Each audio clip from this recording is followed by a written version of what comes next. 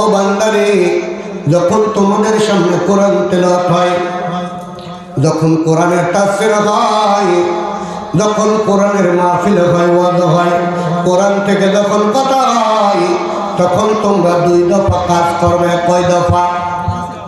2 দফা কাজ করবে। 1 দফা হলো চুপ থাকবা, আর একটা হলো মনোযোগ সহকারে শুনবা। এই 2 দফা কাজ তোমরা আদায় করে, কোরআনের হক আদায় করে যদি তোমরা কোরআন শুনতে পারো, লাআল্লাকুম তুরহামুন, আমি আল্লাহ তোমাদের প্রতি আমার রহমতের দরজা খুলে দেব। একবার জোরে বলা যাবে কি সুবহানাল্লাহ। লা ইলাহা ইল্লাল্লাহ, জোরে লা ইলাহা। আল্লাহ তোমার এই দুনিয়ায়,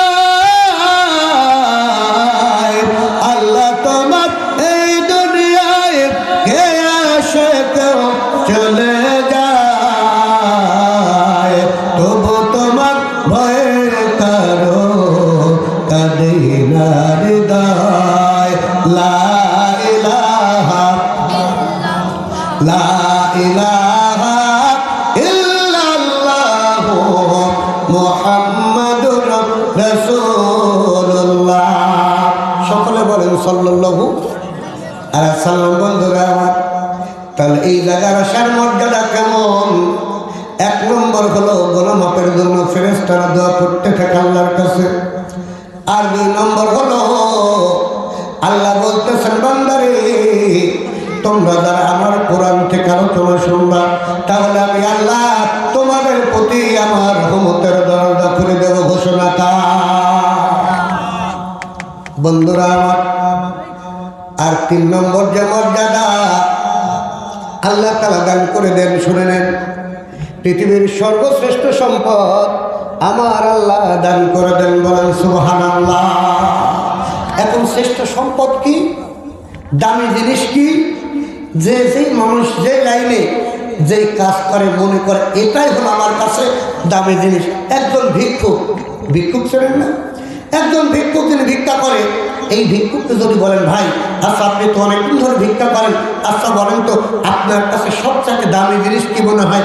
একজন ভিক্ষুক বলবে, হুজুর আমার কাছে সবচাইতে দামি জিনিস যেটা, সেটা হলো আমার কাছে অর্থ সম্পদ। আমার কাছে মনে হয় আমার যদি 2-1 কোটি টাকা থাকতো তাহলে আমার ভিক্ষা করা লাগতো না। তার মানে বোঝা গেল একজন ভিক্ষুকের কাছে সবচাইতে দামি জিনিস যেই সম্পদ মনে করলো।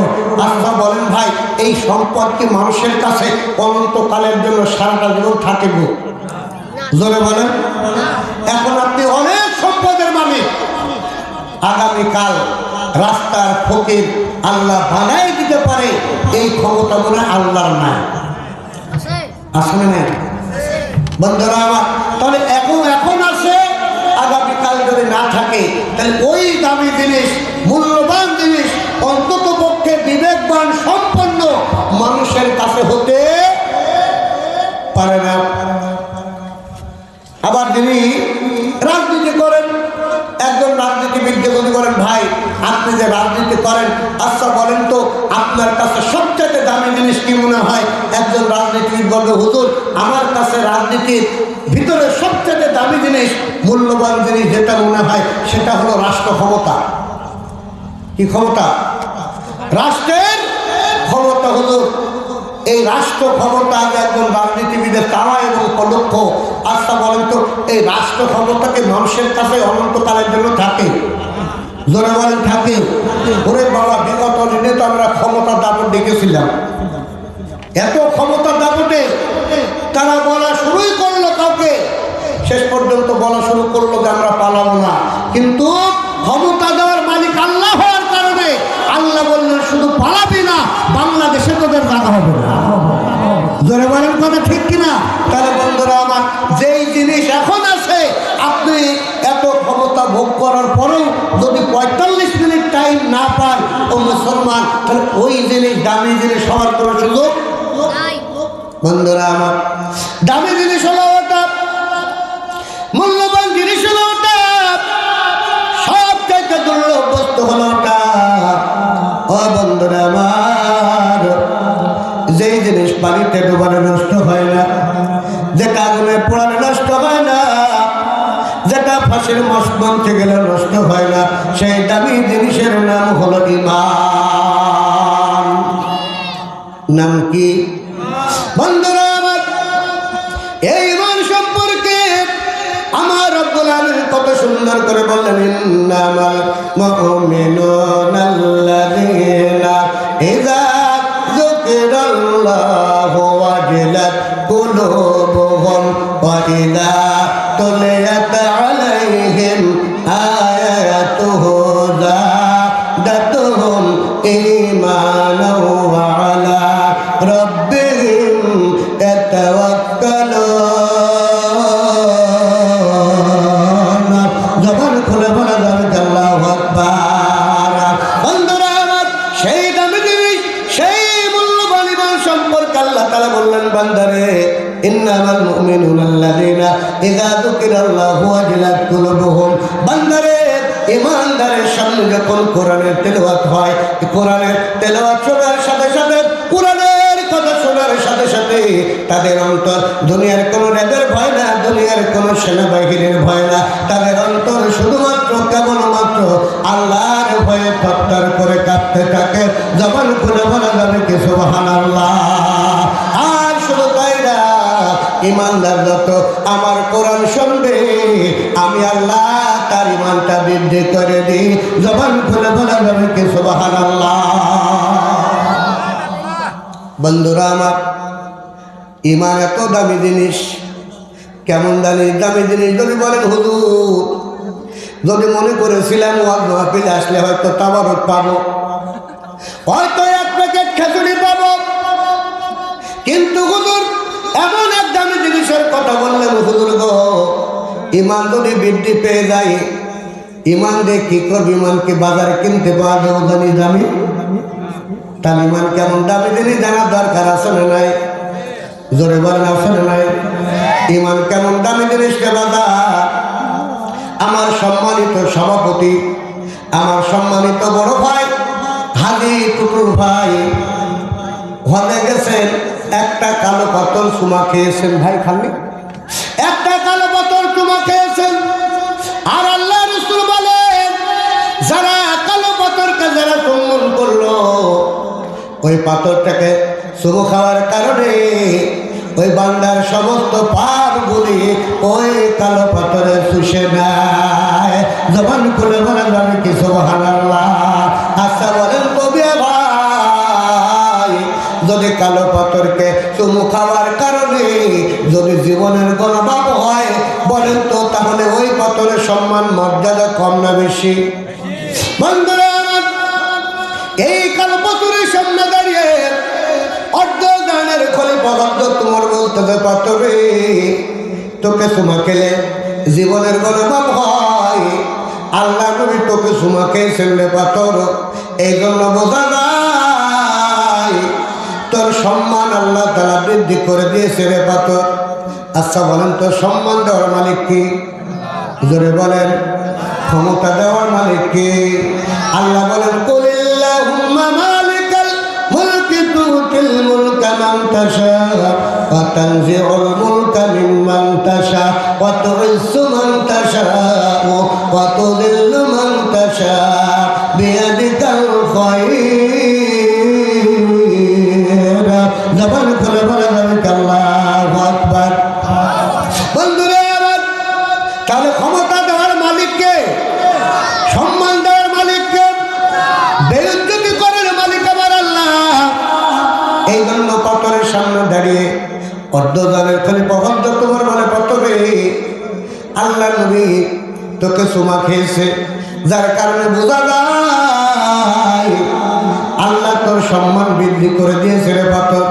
কিন্তু শুনে নে, একজন ইমানদার মুমিনের চাইতে পাথর তোর সম্মানের দাম বেশি হতে পারে না। জবান খুলে বলা যাবে কি সুবহানাল্লাহ। বন্ধুরা আমার, যেই মর্যাদা সম্পর্কে আল্লাহ রাব্বুল আলামিন কোরআনুল কারীমের ভিতরে বলেন, ইন্নাল্লাযীনা আমানু ওয়া আমিলুস সালিহাতি উলাইকা হুম খায়রুল বারিয়া। জবান খুলে বলা যাবে কি সুবহানাল্লাহ। আমার আল্লাহ রাব্বুল আলামিন তোমরা যারা ঈমান গ্রহণ করেছো এবং সৎকার করেছো, আমার যত সৃষ্টি আছে সমস্ত সৃষ্টির ভিতরে আমি আল্লাহ তোমাদেরকে সর্বোচ্চ সম্মানিত করে দিলাম। বন্ধুরা আমার, তাহলে ঈমানদার যারা হবে, আল্লাহ যত সৃষ্টি আছে সমস্ত সৃষ্টির ভিতরে সম্মানিত হলো তারা ঈমান গ্রহণ করেছে যারা। সুবহানাল্লাহ বলবেন না? বন্ধুরা আমার, 2 নম্বর মর্যাদা হলো আল্লাহ তাআলা রব্বুল আলামিন বলেন, ওয়ামাইয়াতিহি মুমিনুন ক্বাদ আমিলাস সালিহাতি ফাউলাইকা লাহুমুদ দারাজাতুল উলা।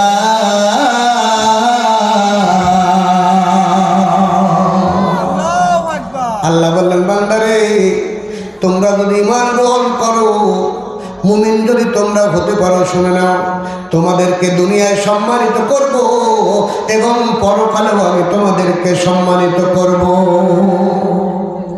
সুবহানাল্লাহ বললেন না? তাহলে মুমিন যারা হবে দুনিয়াতেও তাদেরকে আল্লাহ সম্মান দেবে, পরকালেও কি করবেন? সম্মানিত করবেন। এখন দুনিয়ার সম্মান কি? এখন যদি বলেন হুজুর, তাহলে এই দুনিয়ার বুকে, পৃথিবীর বুকে সবচাইতে নির্যাতিত, নিপীড়িত, নিষ্পেষিত, পদদলিত, অবহেলিত তারা যারা হল ঈমানদার। কি কথা বোঝেন না মনে হয়? তাহলে এই সমাজের ভিতরে সবচাইতে অত্যাচার, নির্যাতন, হামলা, মামলা যাদের ওপর হয় তারা হল ঈমানদার। যাদের ওপর হয় তারা কি? ঈমানদার। তারপর আল্লাহ বলতেছেন কি, ওয়ামাইয়াতিহি মুমিনান ক্বাদ আমিলাস সালিহাত। আল্লাহ বলতেছেন, বান্দারে মুমিন হলেই আমি আল্লাহ তাআলা দুনিয়াতে এবং পরকালে সম্মান দান করব। তাহলে বোঝেন এখানে মজার ব্যাপার হলো আল্লাহ কিন্তু সম্মানের কথা বলেছেন। কিসের কথা বলেছেন? সম্মানের কথা বলেছেন। খেয়াল করেন, আমাদের এক কোরআনের পাখি ছিল, নাম শোনেন নাই? কোরআনের পাখির নাম কি গো? একটু জোরে বলেন। আল্লামা দেলাওয়ার হোসেন সাইদি, যাকে কোরআনের পাখি নামে গোটা বাংলাদেশ সারা পৃথিবীর মানুষ চেনে, তারা যার কথা শুনে লক্ষ লক্ষ লোক পাগলের মতো ছুটে যেত তার মুখের একটু কথা শোনার জন্য। কি কথা বলেন নেই? এই জন্য তারা কি করলো? তারা মনে করলো সাইদি সাহেব তার কথা শুনে পকেটের টাকা খরচ করি, এত টাকা, লক্ষ লক্ষ টাকা একটা মিটিং করতে গেলে, সমাবেশ করতে গেলে কোটি কোটি টাকা খরচ হয়, তারপরে এতগুলো লোক আমরা আনতে পারি না। সুতরাং এই মানুষটা যদি জনগণকে ডাক দেয়, আমাদের ক্ষমতা আর থাকবে না। এই জন্য তারা কি করলো? এই জন্য তারা যেটা সিদ্ধান্ত নিল, আল্লামা সাইদি সাহেবকে জাতির সামনে উলঙ্গ করে দিতে হবে, তাকে হত্যাকারী বানাতে হবে, তাকে লণ্ঠনকারী বানাতে হবে, তাকে ধর্ষণকারী বানাতে হবে, তাকে অগ্নিসংযোগকারী বানাতে হবে, তাকে চোর বানাতে হবে। বন্ধুরা আমার, এমন কোনো খারাপ কাজ নাই যে তার বিরুদ্ধে আনে নাই। বন্ধুরা আমার, কিন্তু দেখা গেল মিথ্যা মামলায় যখন তাকে ফাঁসির কাস্টে ঝুলানোর জন্য রায় দিয়ে দিল, গোটা বাংলাদেশ খেপে গেল, গোটা বাংলাদেশের আগুন দাও দাও করে জ্বলে উঠল যে সাইদি সাহেবের জন্য রায় শোনার সাথে সাথে প্রায় 2 দিনে প্রায় 300 শতাধিক যুবক জীবন দিল। আহা, এত ক্ষমতা, এত সম্মান, এত ভয়, ক্ষমতা থাকার পরও কিন্তু বাবা ফাঁসি রায় হয়েছে, কিন্তু একটা কুত্তা মরার সংবাদ আসে না। তাহলে বোঝা গেল ক্ষমতা থাকলেই শুধু সম্মানের পাত্র হওয়া যাবে, এটা আশা করা যাবে না।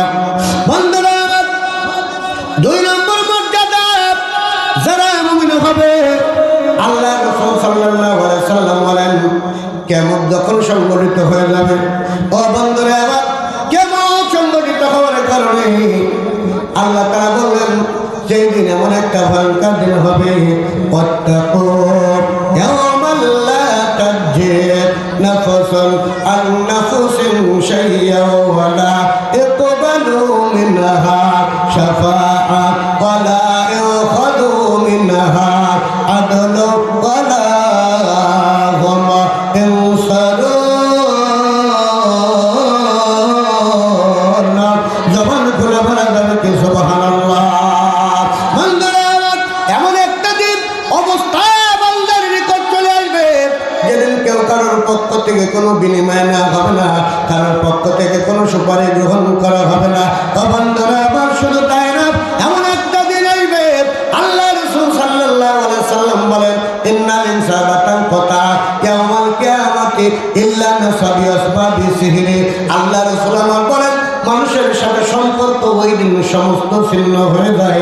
বাবার সাথে ছেলের সম্পর্ক নষ্ট হয়ে যায়, স্ত্রীর সাথে স্বামীর সম্পর্ক নষ্ট হয়ে যায়।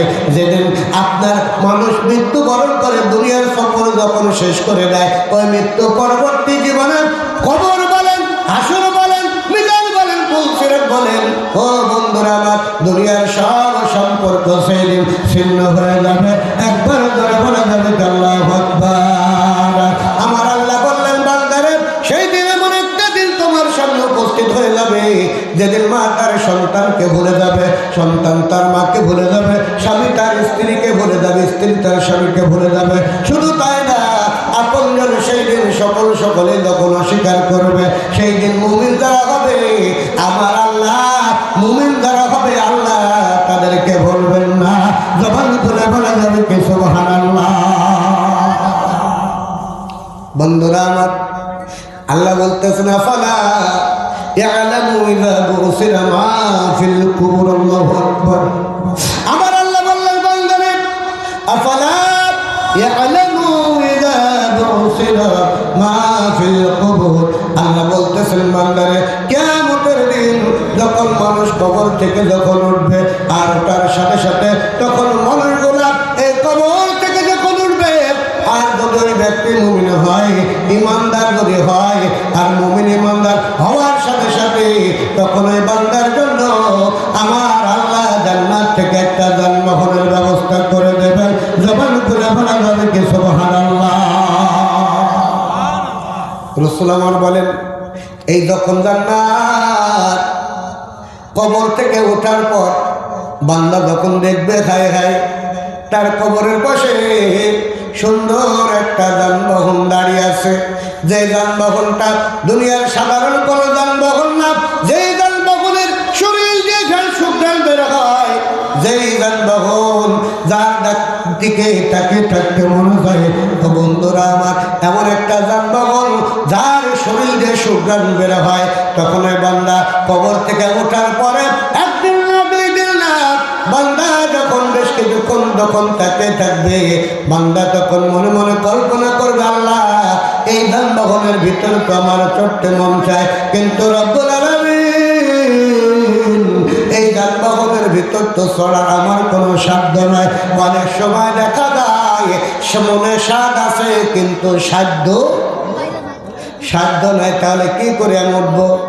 বন্ধুরা আমার, বান্দা যখন মনে মনে কল্পনা করবে, আর কল্পনা করার সাথে সাথে তখন ওই যানবাহনের জবানটা আল্লাহ খুলে দেবেন। আর আল্লাহ খুলে দেওয়ার কারণে ওই যানবাহন বলবে, ও মেহমান রে, তুমি তো যেমন তেমন জায়গার মেহমান না, তুমি হলে আমার রহমানের মেহমান। রহমানের মেহমান হওয়ার কারণে ও বান্দা, তুমি আজকে ভয় পেও না। আজকে যেই দিনটা মা তার সন্তানকে ভুলে যায়, স্বামী তার স্ত্রীকে ভুলে যায়, বন্ধু তার বন্ধুকে ভুলে যায়, আচ্ছা বলেন তো, এই পৃথিবীর বুকে সবচাইতে আপনাদের কাছে জিজ্ঞেস করে মিয়া ভাই বলেন তো, এই পৃথিবীর বুকে সবচাইতে নিঃস্বার্থ ভালোবাসেন তিনি কি? আল্লাহ তো ভালোবাসে।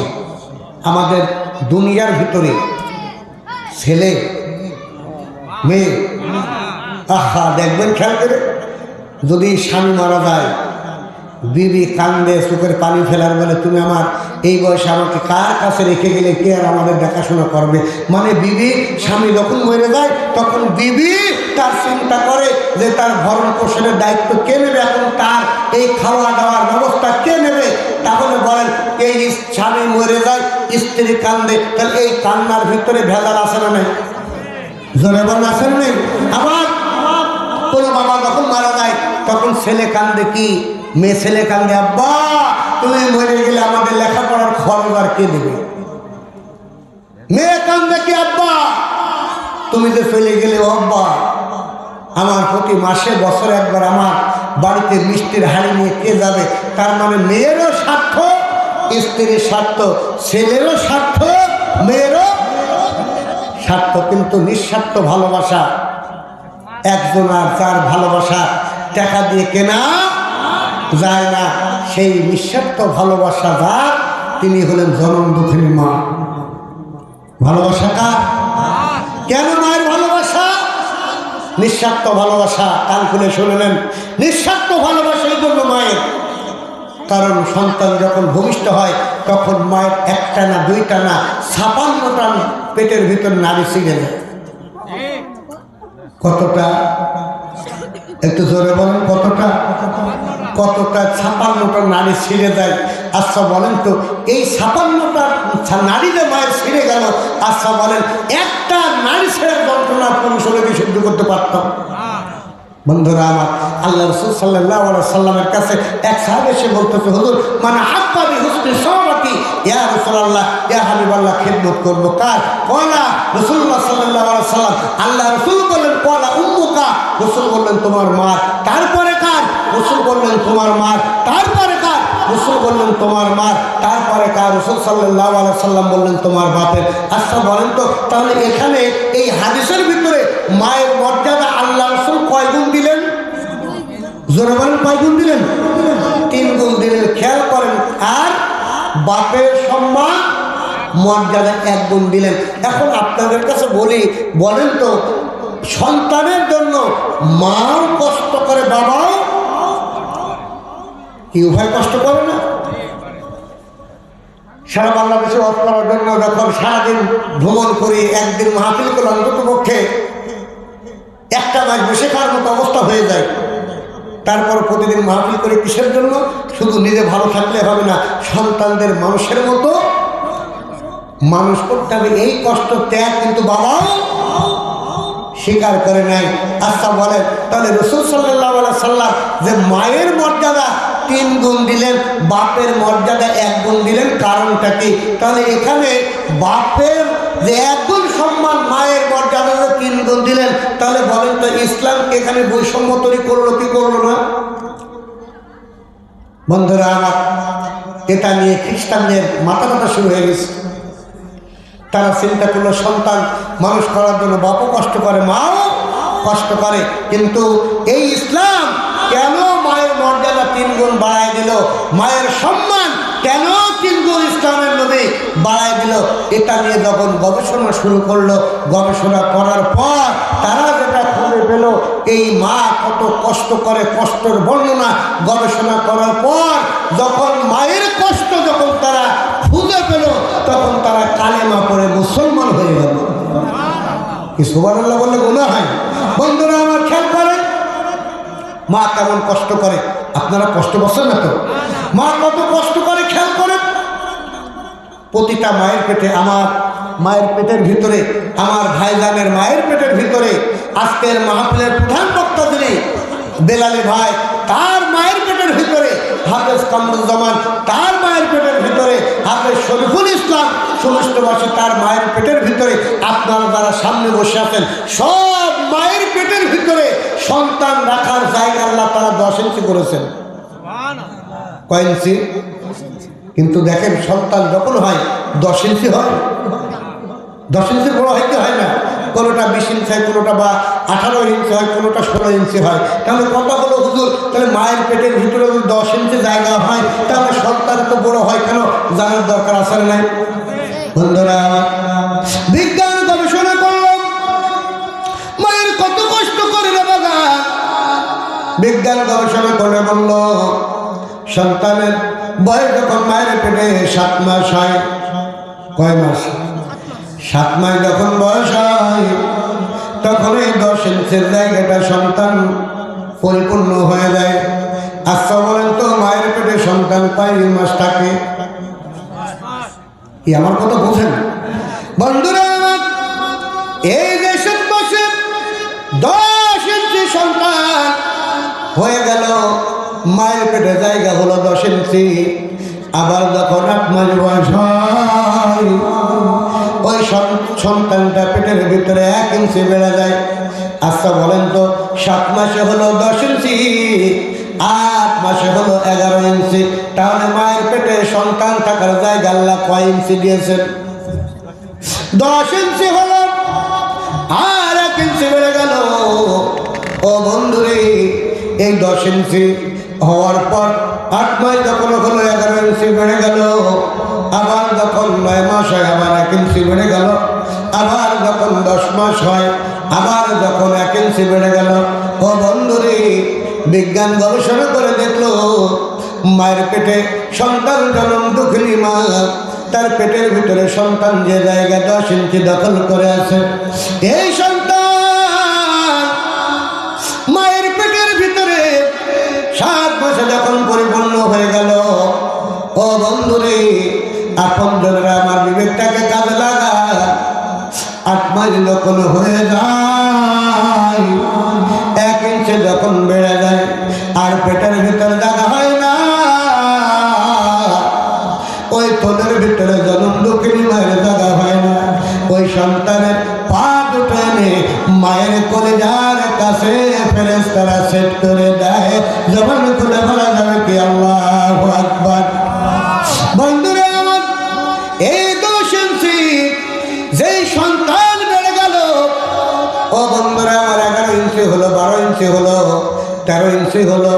এইভাবে যখন সন্তান যত বড় হয়, মায়ের কলিজায় সন্তান যখন পা দ্বারা হাঁটু দ্বারা যখন গোটা মারে, জনম দুঃখের মা মুখটা কালো করে ফেলে। আর সন্তান যত লাথি দেয়, ওই লাথির কষ্টে মা যখন অস্থির হয়ে যায়, মা মনে করে হয়তো আমি আর দুনিয়াতে বেশি দিন টিকতে পারবো না। তবুও ওই কষ্টের কথা মা জনম দুঃখিনী মা কাউকে বলতে পারে না। বলেন ঠিক কিনা? বন্ধুরা আমার, এই বিজ্ঞান বলতেছে এই সন্তান একটা না দুইটা না, মায়ের কলিজার ভিতরে একটা না দুইটা না, ওই সন্তান মায়ের কলিজায় 4,500 বার লাঠি দেয়। কতবার লাঠি দেয়? 4,500 বার লাঠি দেয়। আর এমন জায়গায় লাঠি দেয় গোটা শরীরের ভিতরে, হাত পার ভিতরে যন্ত্রণা করে সহ্য করা যায়। কিন্তু বাজান রে আমার, এই কলিজায় যদি কোনো মানুষ লাঠি দেয়, মা আর যন্ত্রণা যখন সহ্য করতে পারে না, কিন্তু ওই মা জনম দুঃখিনী মা তার কষ্টের কথা কাউকে বলতে পারে না। ওরে মায়ের কান্দন জগৎ জীবন, 2 মাস বোনের কান্দন রে, ঘর পরিবারের কান্দন কয়েকদিন পরে থাকে না। দুঃখের দরদি আমার জনম দুঃখী মা। বলেন ঠিক কিনা? ওরে মায়ের কান্দন জগৎ জীবন, 2 মাস বোনের কান্দন রে, তবু ঘর পরিবারের কান্দন কয়েকদিন পরে থাকে না। দুঃখের দরদি আমার জনম দুঃখী মা, গর্ভধারিণী মা, জন্ম দুঃখিনী মা। দুঃখের দরদি আমার জনম দুঃখী মা। 10 মাস 10 দিন মায়ের গর্ভে দিল ঠায়, রক্ত মাংস খায়া মায়ের ভাবে আইলাম ভাই। বলেন ঠিক কিনা? সন্তান হইয়া বন্ধুরে আমার যে কথা বলছিলাম, সেই মা, যেই মা এত কষ্ট করলো রে বাবা, যেই মা সন্তানের 4,500 বার লাঠি খাইল, সেই মা এত কষ্ট করে তাও কষ্টের কথা কাউকে বলে না। আচ্ছা বলেন তো, সেই মা এত কষ্ট করার পরে সন্তান যখন বড় হয়, আচ্ছা বলেন ওই সন্তান যদি তার মাকে গালি দেয়, তার বাপের সাথে খারাপ আচরণ করে, এটাকে আল্লাহ সহ্য করতে পারে? জোরে বলেন। এই জন্য বিশ্বনবী আমার বলেন, কুল্লু যুনুবি ইয়াগফিরুল্লাহু তাআলা মিনহা মা শা ইল্লা হুকুকুল ওয়ালিদাইনি। আল্লাহ রাসূল আমার বলেন, বান্দা ইচ্ছা করলে বান্দার জীবনে সব গুনাহগুলি মাফ করলে করে দিতে পারে। নামাজ পড়েন নাই, রোজা করেন নাই, সামর্থ্য ছিল হজ করেন নাই, যাকাত দেন নাই। ও বন্ধুরা, আল্লাহর হক যদি নষ্ট করেন, আল্লাহ যদি বান্দার সব গুনাহগুলি মাফ করলেও করে দিতে পারেন। কিন্তু কোন জনম দুঃখিনী মা সন্তান মায়ের অবাধ্য হয়, বাবার অবাধ্য হয়, মাকে যদি কষ্ট দেয়, ওই মাকে যদি আঘাত করে, আল্লাহ রাসূল আমার বলেন এই ফলটা আল্লাহ তাআলা ওই সন্তানকে মাফ করবে না। মায়ের অবাধ্য হওয়ার কারণে ওই সন্তানকে মৃত্যুর আগ পর্যন্ত এর ফল না দিয়ে আমার আল্লাহ দুনিয়ার বুক থেকে বিদায় করবেন না। যখন খুলে বলা যাবে সুবহানাল্লাহ।